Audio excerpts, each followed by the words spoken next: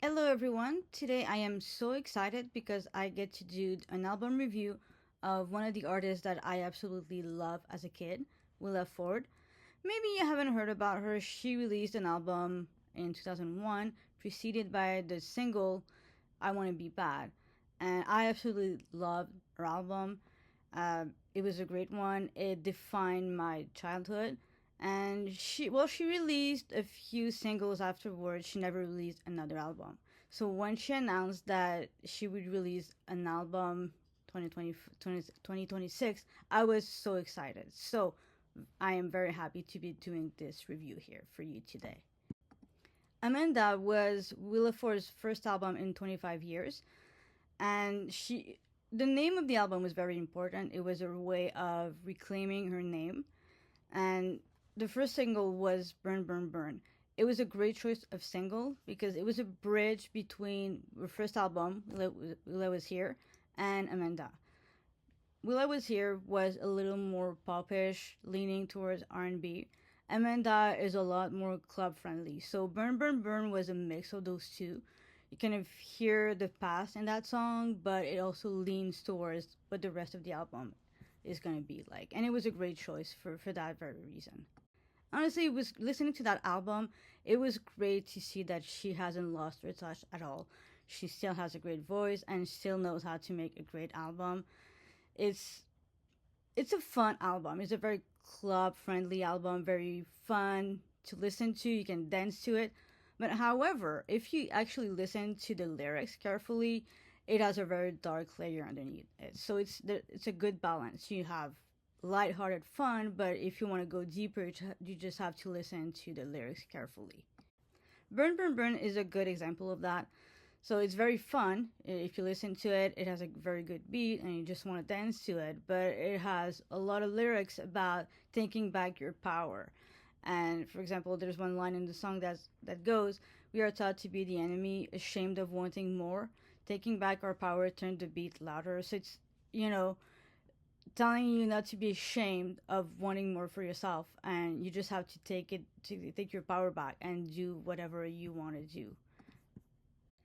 Even another song that is very dark is Disassociate. It's about dealing with the repercussion of a traumatic event, dealing with the fallout, and what you have to do in order to be able to live with it.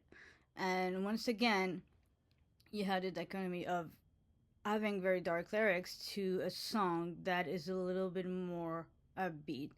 And that's what I like so much about the album. You could look at the whole album and you would have sprinklings of serious lyrics set to a very club friendly song music. And even in like a song like Money Honey, which is like talking about luxury, showing up and like diamonds and flaunting what you have in terms of money, um, it does as it lyrically it does ask about the price of having this. For example, a lyric is saying dripping in diamonds, but the price was not for free. So like whatever you have, like materially speaking, you're paying for it one way or another.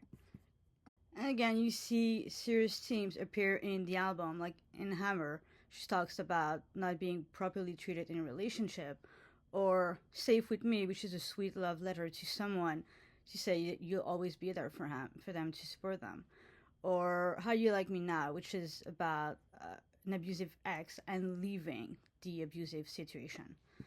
And for me, the best song to describe the album would be Tombstone, um, because she talks about there is only good that came from all the pain. She chooses to move forward from everything that has happened to her, and she wants people to know that whatever happened, she decides to forgive everything and just move past it. So through all the trauma that she describes in the album, she chooses to be happy. She chooses to move back from this and not let it affect her. And I think it's a great song, and really this song closes the album, and I think it was perfect to have this one. She talked about all the trauma and all like shitty situation, and then you end up with this one that says, okay, everything that all of this, I'm letting go, and well done on that.